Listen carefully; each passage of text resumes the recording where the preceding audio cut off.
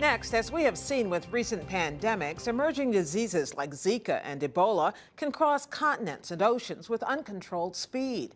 Scientists are identifying areas where new infectious diseases are most likely to emerge, where there are high risks of animal viruses passing to humans. One of those areas is in southern China. Hari Srinivasan brings us this report, which was produced in collaboration with Global Health Frontiers. We're in Guilin in southern China, in one of the most beautiful parts of China with these amazing limestone hills and valleys and very scenic and picturesque. Peter Daszak is the president of Eco Health Alliance, a nonprofit organization based in New York dedicated to protecting wildlife and public health from the emergence of disease. The reason we're here is we're interested in the risk of new diseases emerging out of the wildlife trade in China, just like SARS did a few years ago, and just like ultimately HIV did in Africa 40-odd years ago. If we can get to the source of where they come from and reduce the risk, we could solve a huge problem and save millions of lives, rather than waiting for them to emerge and trying to mop it up afterwards. At markets across China like this one, people come in daily to buy chickens and ducks.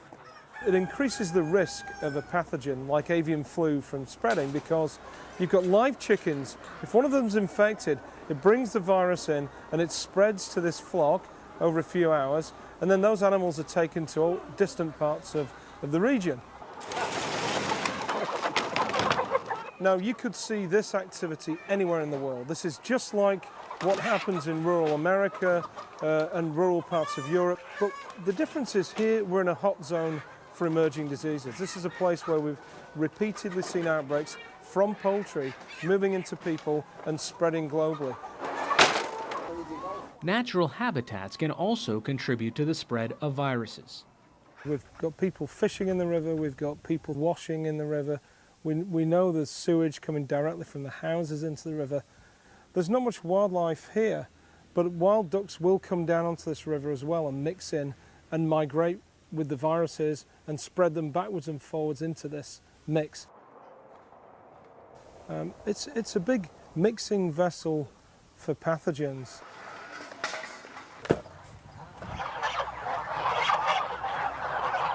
At a goose farm, Daszak and his team are looking for signs of avian flu. The idea is that if we can catch the viruses they carry here, we can prevent them going to market and potentially spreading the disease.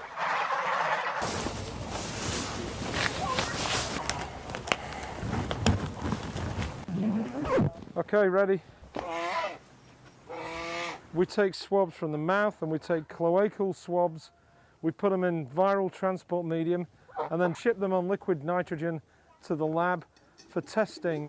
Avian flu is a virus that's common in many types of birds, but especially in poultry and waterfowl. It's a real killer, and some of these strains can also jump directly into people, so that's the problem. Viruses that can cross over and infect humans have led to previous pandemics, including the most devastating in recorded world history, the 1918 flu, which killed more people than the First World War. More than 500 million infected worldwide and as many as 100 million deaths over a 2-year period. Yes, yeah. We're trying to say, where is the next avian flu going to come from? Can we see it before it becomes a pandemic problem? And stop it. There you go. I look at this a little bit like earthquakes. We know earthquakes can be devastating, we know they're pretty rare, and we know where they happen. So this is the same for pandemics. We know that this is a hotspot for pandemics. We know why it happens. But what we're not doing with pandemics that we are doing with earthquakes is reducing the damage initially.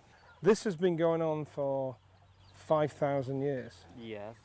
Working with Eco Health Alliance in this part of China is Field Operations Manager Dr. Huijin Zhu, a biologist trained in the ecology of bats, which are known to be the source of the SARS virus.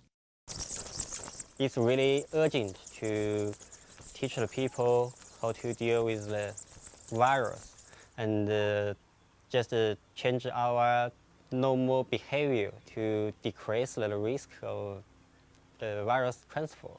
This is a big tourist cave. Shall we go? Dashak is concerned about a bat cave that's a popular tourist destination. You've got the Rhinolophus horseshoe bat right here in this cave with all these tourists going through. Yes. Yeah. The bats here in this cave are the same bats that carry SARS virus. 这是狮子的头部。 Bats live in the cave all day long because they're nocturnal.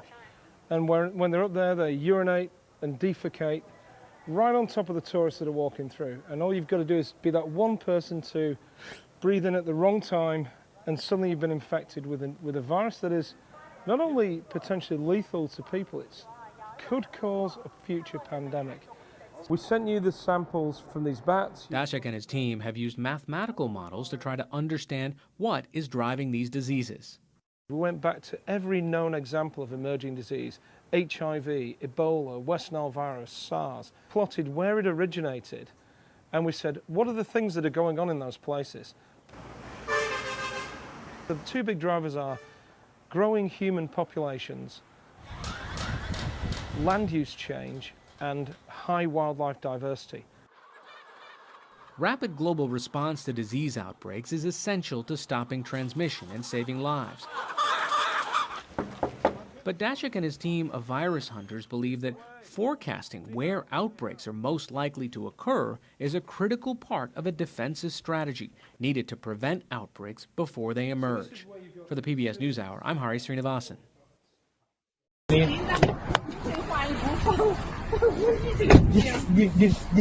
觉得你收入几多？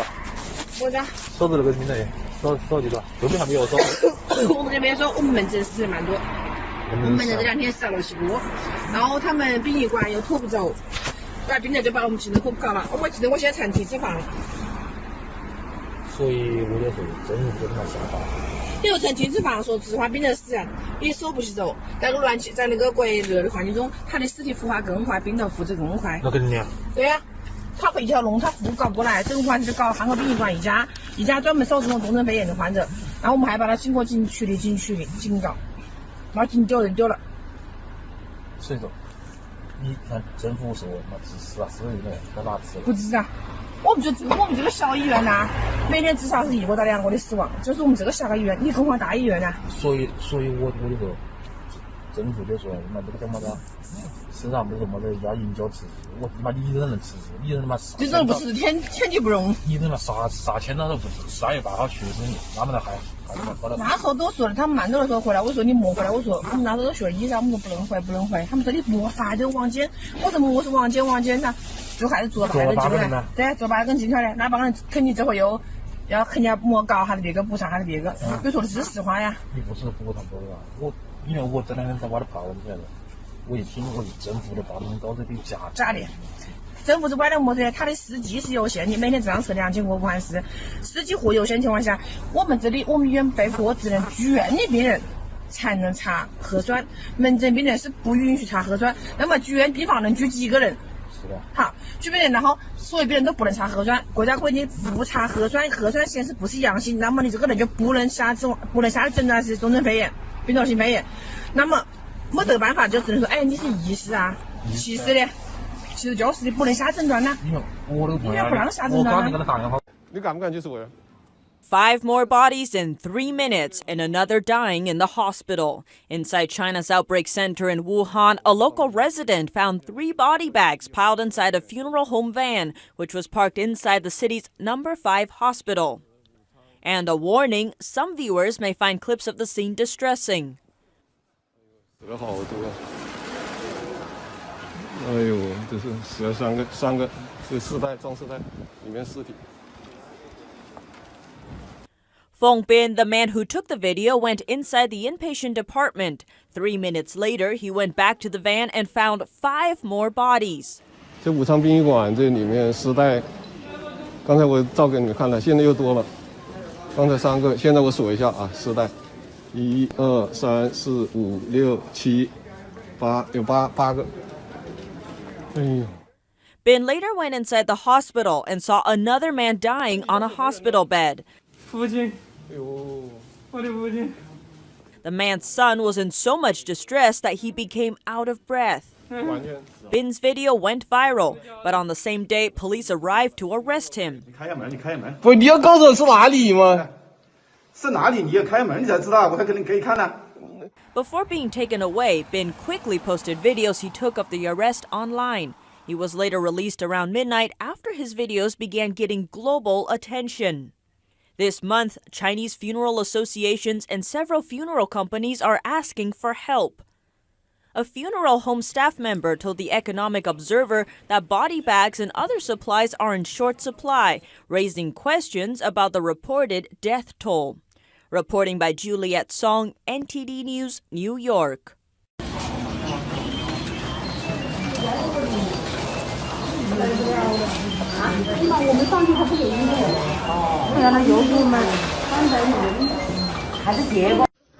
Fox 新村5号廉租楼封楼了，那家伙他妈炉灰堆的，行进不行出，进去就是半个月。 在大是大非面前，尤其是未经官方认证或宣布，不得私人发布任何关于疫情的任何消息。我明确告诉你啊，高尔夫目前官方没有确认病例，明白吗？那哪个地方会通知呢？会官方发布？你看官方通告啊，没有官方通告不能随便发布，一旦发布造成社会影响的，我们将追究法律责任。现在我们要求你。 立即纠正你前面的朋友圈，一个是删除，第二个你再发朋友圈，对前面你发的信息进行纠正，怎么就这样？你就说，哎呀，可能刚才这个上一条这个信息也不是很准确，如果有大家带来困扰，表示感谢、抱歉之类的，你自己挽回影响，我们跟领导已经请示首先对你进行训诫，如果你拒不挽回影响或拒不道歉的。 我们按照法律要求对你进行追究法律责任，依法处理，明白吗？现在全国都是这么处理的Coronavirus may have originated in lab linked to China's biowarfare program. The deadly animal-borne coronavirus spreading globally may have originated in a laboratory in the city of Wuhan linked to China's covert biological weapons program, said an Israeli biological warfare analyst. Radio Free Asia last week rebroadcast a Wuhan television report from 2015 showing China's most advanced virus research laboratory, known the Wuhan Institute of Virology. The laboratory is the only declared site in China capable of working with deadly viruses. Danny Shoham, a former Israeli military intelligence officer who has studied Chinese biological warfare, said the institute is linked to Beijing's covert bioweapons program. Mr. Shoham told the Washington Times, certain laboratories in the institute have probably been engaged, in terms of research and development, in Chinese biological weapons, at least collaterally, yet not as a principal facility of the Chinese BW alignment. Work on biological weapons is conducted as part of dual civilian-military research and is definitely covert, he said in an email. Mr. Shoham holds a doctorate in medical microbiology. From 1970 to 1991, he was a senior analyst with Israeli military intelligence for biological and chemical warfare in the Middle East and worldwide. He held the rank of lieutenant colonel. China has denied having any offensive biological weapons, but a State Department report last year revealed suspicions of covert biological warfare work. A Chinese embassy spokesman did not return an email seeking comment. Chinese authorities said they do not know the origin of the coronavirus, which has killed at least 80 and infected thousands. Gao Fu, director of the Chinese Center for Disease Control and Prevention, told state-controlled media that initial signs indicated the virus originated from wild animals sold at a seafood market in Wuhan. One ominous sign, said a U.S. official, is that false rumors circulating on the Chinese internet claim the virus as part of a U.S. conspiracy to spread germ weapons. That could indicate China is preparing propaganda outlets to counter any charges that the new coronavirus escaped from one of Wuhan's civilian or defense research laboratories. The World Health Organization is calling the microbe novel coronavirus 2019 nCoV. At a meeting Thursday in Geneva, the organization stopped short of declaring a public health emergency of international concern. China has deployed military forces to Wuhan to halt all travel out of the city of 11 million people in an effort to contain the outbreak of the virus, which causes pneumonia-like symptoms. The Wuhan Institute has studied coronaviruses including the strain that causes severe acute respiratory syndrome, SARS, H5N1 influenza virus, Japanese encephalitis and dengue. Researchers at the institute also have studied the germ that causes anthrax, a biological agent once developed in Russia. Coronaviruses, particularly SARS, have been studied in the institute and are probably held therein. Mr. Shoham said. SARS is included within the Chinese BW program, at large, and is dealt with in several pertinent facilities. It is not known whether the institute's coronaviruses are specifically included in China's biological weapons program, but it is possible, he said.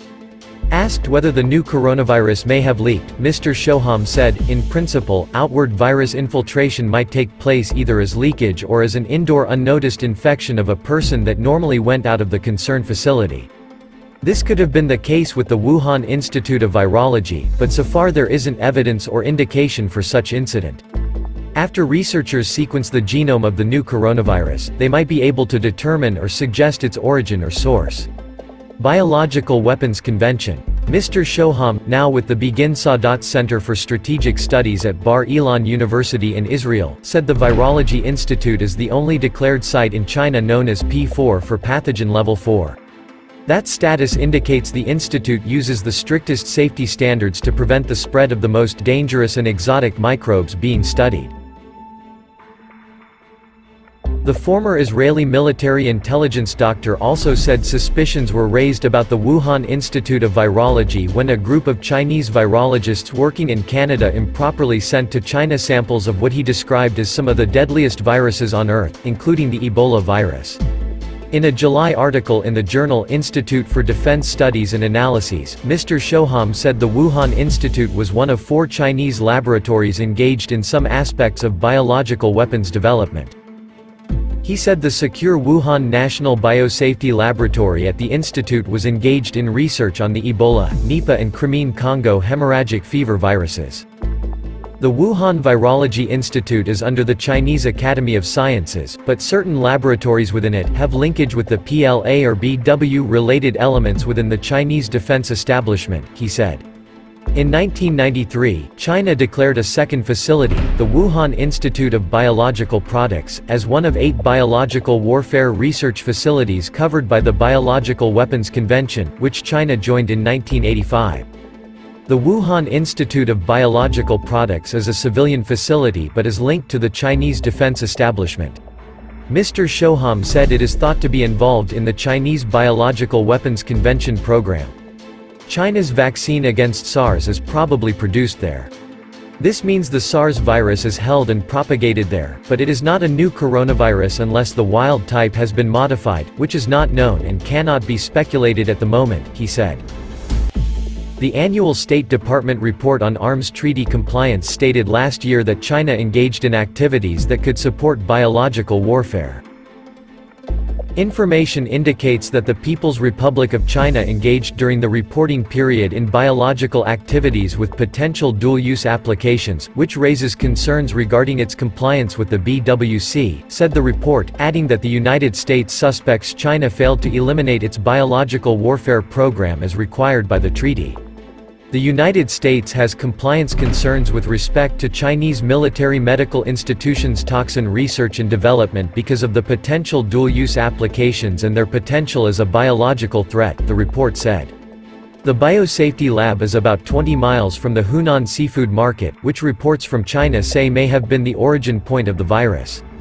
Rutgers University microbiologist Richard Ebright told London's Daily Mail that, at this point there's no reason to harbour suspicions that the lab may be linked to the virus outbreak. Australia joined the Trump administration in temporarily barring foreigners who have recently visited China. The United States and Australia are temporarily denying entry to non-citizens who have recently travelled to China, hoping to limit the spread of the new coronavirus to their countries. The American restrictions, announced on Friday, exempt immediate family members of American citizens and permanent residents. Prime Minister Scott Morrison announced Australia's temporary ban on Saturday, saying that Australian citizens, Australian residents, dependents, legal guardians or spouses would still be allowed into the country. American officials also said that any United States citizen returning home who has been in the Hubei province of China within the past 14 days, believed to be the virus's incubation period, will be quarantined for up to 14 days. Wuhan, the epicenter of the outbreak, is in Hubei. Those who have been to other parts of China within the past 14 days will be subject to proactive entry screening and up to 14 days of monitoring and self-quarantine. The United States will also funnel all flights from China to just a few airports, including Kennedy in New York, O'Hare in Chicago and San Francisco International Airport. Dr. Anthony S. Fauci, the director of the National Institute of Allergy and Infectious Diseases, said the American actions were being taken because there were a lot of unknowns surrounding the virus and its transmission path. The number of cases have steeply inclined with every day, Dr. Fauci said. The announcement came as major air carriers suspended flights between the United States and mainland China. American Airlines, Delta Air Lines and United Airlines said direct air service would be halted for months, news that rattled the stock market and industries that depend on the flow of goods and people.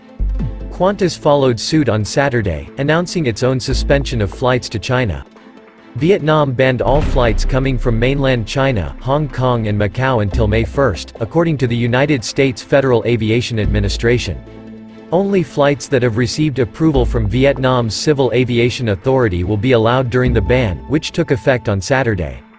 Chinese officials on Saturday reported the highest death toll so far in a 24-hour period.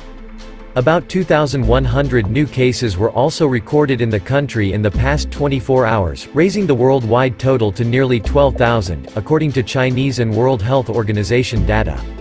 The vast majority of the cases are inside China, about 100 cases have been confirmed in 21 other countries.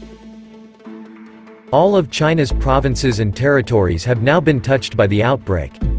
Countries and territories that have confirmed cases: Thailand, Japan, Hong Kong, Singapore, Taiwan, Australia, Malaysia, Macau, Russia, France, the United States, South Korea, Germany, the United Arab Emirates, Canada, Britain, Vietnam, Italy, India, the Philippines, Nepal, Cambodia, Sri Lanka and Finland.